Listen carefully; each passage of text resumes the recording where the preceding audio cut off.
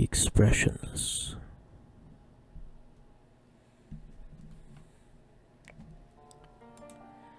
In June of 1972, a woman appeared in Cedars-Sinai Hospital in Los Angeles, California, in nothing but a white, blood-covered gown. Now, this in itself should not be too surprising, as people often have accidents nearby and come to the nearest hospital for medical attention. But there were two things that caused people who saw her to vomit and flee in terror. The first being that she wasn't exactly human. She resembled something close to a mannequin, but had the dexterity and fluidity of a normal human being. Her face was as flawless as any mannequin's ever, devoid of eyebrows and smeared in makeup. There was a kitten clamped in her jaws, so unnaturally tight that no teeth could be seen. And the blood was still spurting out all over her gown onto the floor. She then pulled it from her mouth and tossed it aside and collapsed on the floor. From the moment she stepped through the entrance to when she was taken to the hospital room and cleaned up before being prepped for sedation, she was completely calm, expressionless, and motionless. The doctors thought it best to restrain her until the authorities could arrive, and she did not protest. They were unable to get any kind of response from her, and most staff members felt too uncomfortable to look directly at her for more than a few seconds. But the second the staff tried to sedate her, she fought back with extreme force. Two members of staff had to hold her down, and her body rose up on the bed with that same blank expression. She turned her emotionless eye towards the male doctor and did something unusual. She smiled. As she did, the female doctor screamed and let go in shock. In the woman's mouth were not human teeth, but long, sharp spikes. Too long for her mouth to close fully without causing any damage. The male doctor stared back at her for a moment before asking, "What in the hell are you?"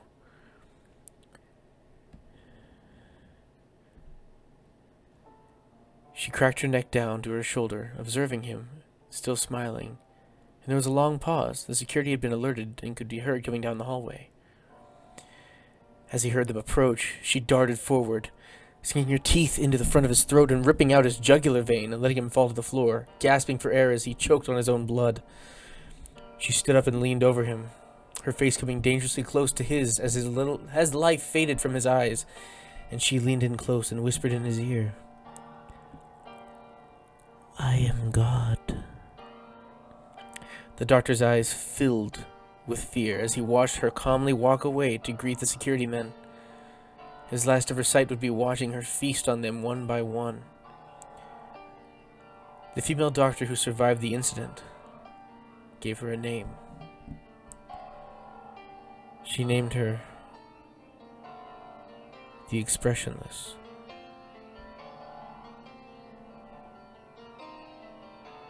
There has never been a sighting of her ever again.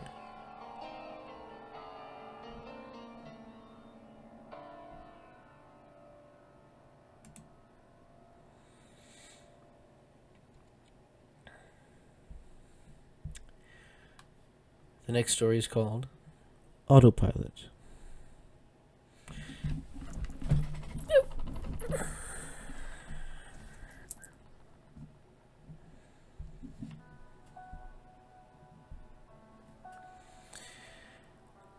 Have you ever forgotten your phone? When did you realize you'd forgotten it? I'm guessing you didn't just smack your forehead and exclaim, "Damn!" apropos of nothing. The revelation probably didn't dawn on you spontaneously. More likely, you reached for your phone, pawing through your pockets or your handbag, and were momentarily confused as to it not being there. Then you did a little mental recap of your morning's events.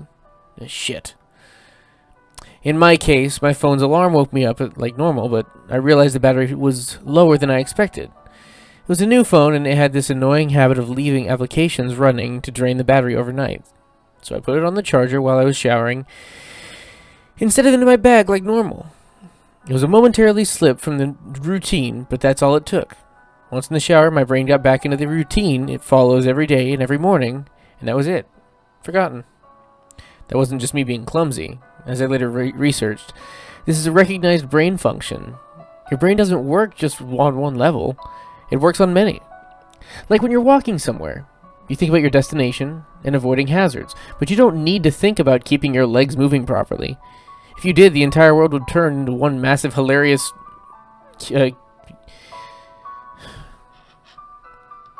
I wasn't thinking about regulating my breathing. I was thinking whether I should grab coffee on the drive to work. I did. I wasn't thinking about moving my breakfast through my intestines. I was wondering whether I'd finish on time to pick up my daughter, Emily, from nursery after work, or get stuck with another late fee. This is the thing. There's a level in your brain that just deals with routine, so the rest of your brain can think about other things. Think about it. Think about your last commute. What do you actually remember? Probably little, if anything. Most common journeys blur into one, and recalling any one in particular is scientifically proven to be difficult. Do something often enough, and it becomes a routine. Keep doing it, and it stops being processed by the thinking bit of your brain and gets regulated into the part of your brain that is dedicated to dealing with routine. Your brain keeps doing it without you thinking about it. Soon, you think about your route to work as much as you think about keeping your legs moving while you walk. Most people call it autopilot, but there is a danger there. If you have a break in your routine, your ability to remember and account for the break is only as good as your ability to stop your brain going into routine mode. My ability to remember my phone being on the counter is only as reliable as my ability to stop my brain entering morning routine mode, which would dictate that my phone is actually in my bag. But I didn't stop my brain entering routine mode, so I got in the shower as normal, routine started, exception forgot. Autopilot engaged. My brain was back in the routine. I showered. I shaved. The radio broadcast amazing weather. I gave Emily her breakfast and loaded her into the car. She was so adorable this morning. She complained that the bad sun in the morning was blinding her, saying it stopped her having a little sleep on her way to the nursery. And I left. That was the routine. It didn't matter that my phone was on the counter, charging silently. My brain was in the routine, and in the routine, my phone was in my bag. That's why I had forgotten my phone. Not clumsiness, not negligence, nothing more than my brain entering routine mode and overriding the exception. Autopilot engaged. I left for work. It was a swelteringly hot day already. The bad sun had been burning since before that my traitorous absent phone woke me. The steering wheel was burning hot to the touch when I sat down. I think I heard Emily shift over behind my driver's seat to get out of the glare of the sun. But I got to work, submitted the report, attended the morning meeting. It's not until I took a quick coffee break and reached for my phone that the illusion shattered. I did a mental re-step. I remembered the dying battery. I remember putting it on the charger. I remember leaving it there. My phone was on the counter. Autopilot disengaged. Again, there lies the danger. Until you have that moment, the moment where you reach for your phone and shatter the illusion, that part of the brain is still on the routine mode. It has no reason to question the facts of the routine. That's why it's a routine. The act of repetition. It's not as if anyone could just say, "Why didn't you remember to grab your phone? Didn't it occur to you? How could you forget? You must be negligent." This is to miss the point. My brain was telling me that the routine was completed as normal, despite the fact that it wasn't. It wasn't that I forgot my phone. According to my brain, according to the routine, the phone was in my bag. Why would I think to question it? Why would I check? Why would I suddenly remember, out of nowhere, that my phone was on the counter? My brain was wired into the routine, and the routine was that my phone was in the bag. The day continued to bake. The morning haze gave way to the relentless fever heat of the afternoon. Tarmac bubbled. The direct beams of heat threatened to crack the pavement. People swapped coffees for iced smoothies. Jackets discarded, sleeves rolled up, ties loosened, brows mopped. The park slowly filled with sunbathers and barbecues. Window frames threatened to warp. The thermometer continued to swell. Thank fuck that my office is air-conditioned. But, as ever, The furnace of the day gave way to a cooler evening. Another day, another dollar. Still cursing myself for forgetting my phone, I drove home. The day's heat had baked the inside of my car, releasing a horrible smell from somewhere underneath the seats, probably. When I arrived in the driveway, the stones crunching comfortably under my tires, my wife greeted me at the door. "Hi, honey. Where's Emily?" Oh, fuck. As if the phone wasn't bad enough, after everything, I'd left Emily at the fucking nursery all day, after all. I immediately sped back to the nursery, got to the door, and started practicing my excuses, wondering vainly if I could charm my way out of a late fee. And I saw a piece of paper stuck to the door. Due to vandalism overnight, please use side door today only. Overnight? What? But the door was fine this morning.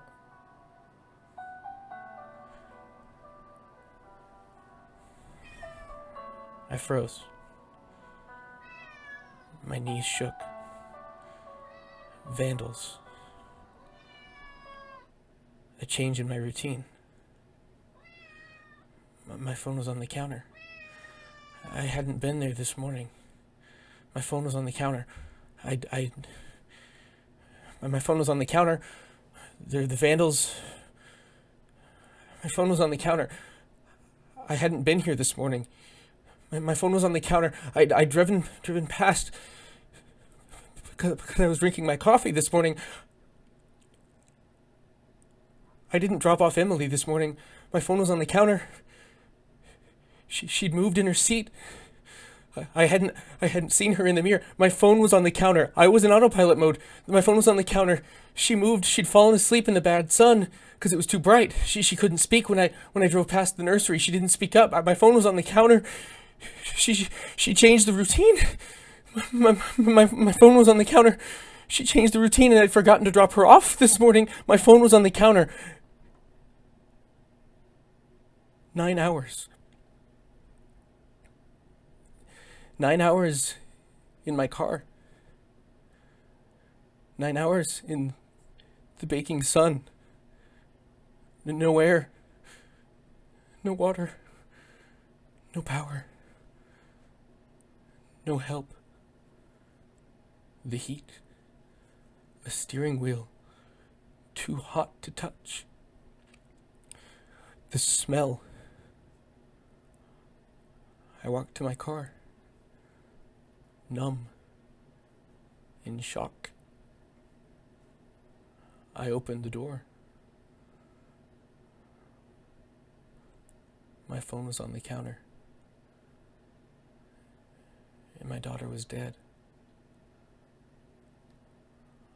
Autopilot. Disengaged.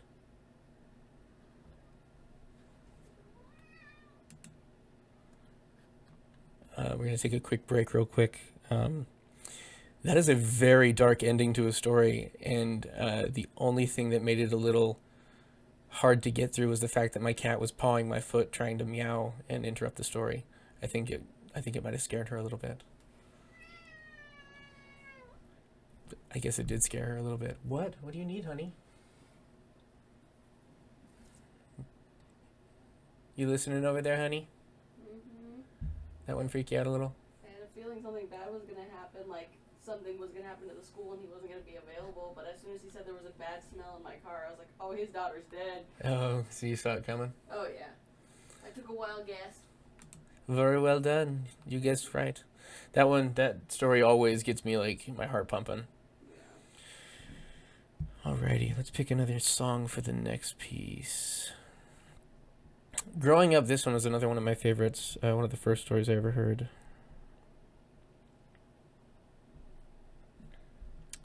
What is dead?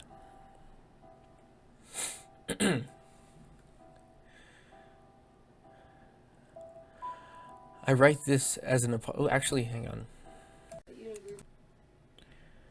Sorry, I'm right back. So, what is dead?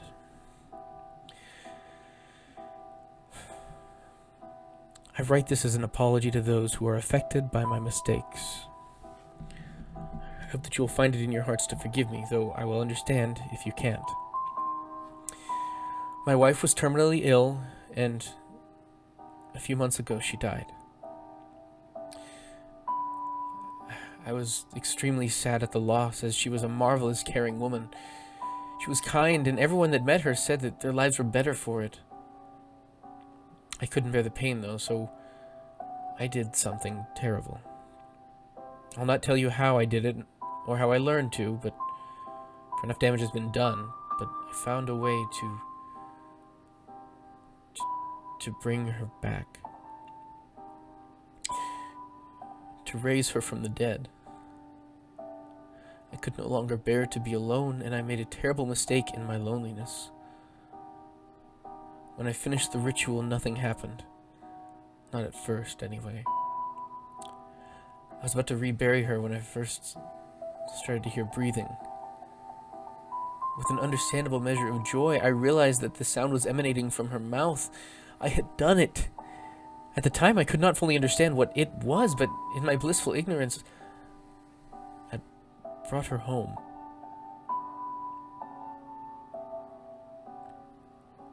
She was not the same.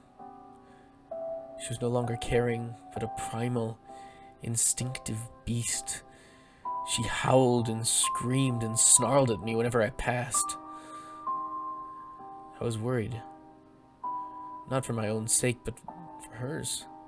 She could escape. She could go out and do something and get hurt. Let the record show that it was for her own good that I locked her in my basement. I never meant to keep her that way. I never knew that my actions would set off a chain reaction of unfathomable horrors, and I kept her there for as long as I could, but her screams grew more and more desperate every day. I was chilled to my very core by the screams of my betrothed, and before long I stood in the rain-slick precipice of insanity. I needed to do something. And as it so happened, I was not the only one to hear the screams. My neighbors began to show interest, eventually sneaking into my estate to snoop around. I caught them in the act, and as I had no explanation for what they may have seen. I attacked them. I didn't kill them, but, well, they were unable to leave on their own accord, and as I feared the consequences of letting them go, I locked them in the basement with my wife. This was my second mistake. The first, of course, being that I raised her in the first place. Upon my awakening in the morning, I went down to check on the neighbors. One was gone, and the other was wide-eyed, cowering in the corner and covered in blood. Something else was off, too, though at first I didn't know what. And then it hit me. The screams had subsided. My wife was asleep. She had fed, and now she slumbered. At this time, the screams were of hunger. All this time, the screams were of hunger. I shut the door and went to lie down. She lasted a few more days, obviously feasting on the other neighbor. It seemed that she was only needing to eat once every few days. Now, I'm not proud of what I did next, but I didn't know what else to do. I went out at night every few days, around the time that only a few people would still be around. I stalked the streets and attacked people who walked alone. I'd take them back to my wife and leave them in the basement. I'd often wake from my slumber to hear the screams, the cries for help. This would always rouse the beast and would never last longer than a minute or so. 10 minutes of crunching and gurgling pleas. Later the deed would be done and I could rest easy for another few days. Although I did not kill anyone, I may as well have. It was my actions that brought about the deaths of so many, and my actions that robbed so many loved ones of closure. How many torn and bloodied rags did I have to burn? How many personal effects were destroyed by my hands? I lost track of the numbers, but surely even one is too high a number. I was kept awake at the screams, and it shall henceforth be known as it for I've come to the conclusion that this monster is not my beloved. So I fed it. A night of rest for the lives of so many. And day by day it grew stronger, its strength either increasing or returning, for I know not what the horrible beast is now in possession of my wife's body. And as time went on, I was forced to bring home more food. Bigger people, men, 2 women, a man and a woman. Eventually I was eating 2 full-grown men a day. I knew in some dark corner of my mind, I knew that this could not go on forever. I could not keep taking people. I was in danger of being caught. And though I deserved to be, fear took hold of me, and that, I suppose, is why I let that charade go on for as long as it did. So I decided to flee. I just packed my bags when I heard a knock at my door. The police had found a trail of blood leading through the woods up to my estate and were inquiring as to whether I'd seen or heard anything suspicious. I managed to keep a cool head and talk my way out of what could have potentially been a very unpleasant situation. I know not why, only that I deserved it. The beast began to scream. It screamed louder than I had ever heard it scream before, and it sounded mad. The police instantly drew their guns and went in, thinking perhaps some horrific predatory beast had made its way into my home. They eventually found my basement door and threw it open, and slowly, ever so slowly, they descended the stairs. I was at a loss for what to do, so I did the only thing I could think of in the heat of the moment. I locked the door. Throwing the bolt across, I ran to my quarters and grabbed my bags, making for the door. The screams of the police will haunt me. They haunt me to this very day. I heard the sound of splintering wood as that thing burst out of its cell. It was now loose in my house. I ran as fast as my legs would carry me out of there, out to the streets and to the town I had stalked, into the train, and I left that place far behind. My old home is a ghost town now, splashed with blood, yet no bodies remain. How I long to return to my estate, to gather up all of my research and burn it so this might never happen again. I have made many an attempt to do so, in fact, though every time I get near, I hear the beast's wild howls screaming for flesh. I know it haunts my home now. I know it wears my wife's skin, but the worst part of it all, the worst part of all of this,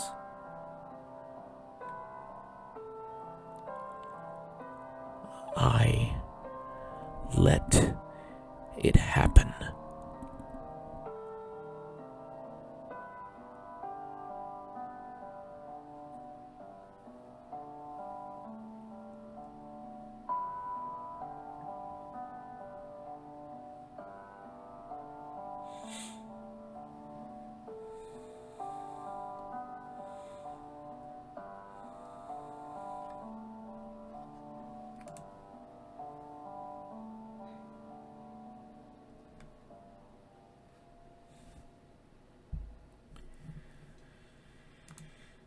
Now, it is 11:30, and I'm trying to get this thing posted before midnight on All Hallows Eve. So I think I'm going to go ahead and have to end it here tonight, buddy. Thank you all so much for watching.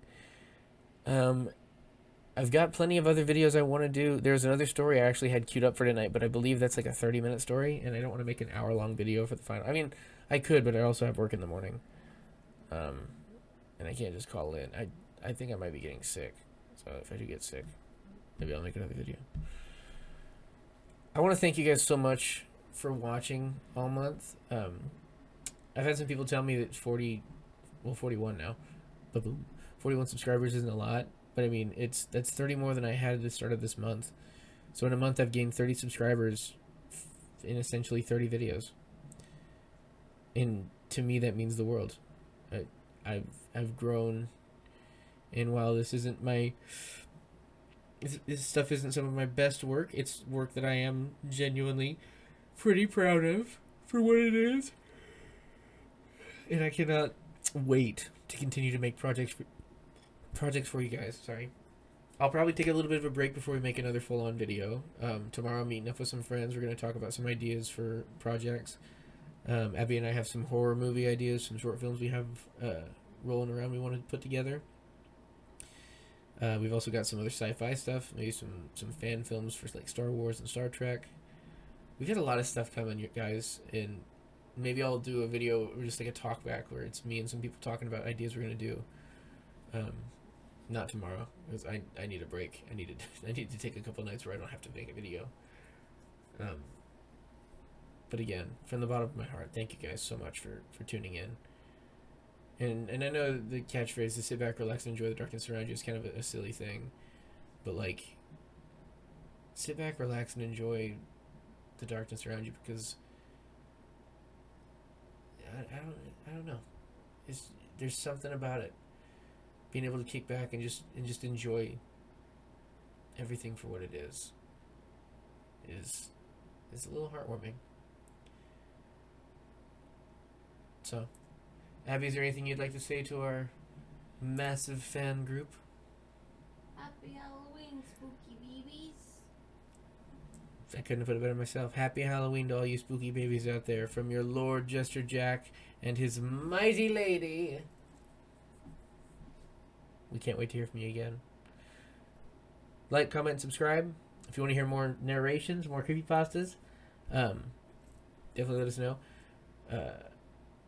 Little hint, the story I was going to read to you was The Proposition, which is another one of my favorites. So yeah, that's tonight. The Expressionless, What is Dead, and Autopilot. That's what we read tonight. Keep your eyes on the channel. We'll be gone for a little bit, but we'll be back. We'll come back stronger. I'll catch you guys next time. Much love. Happy Halloween.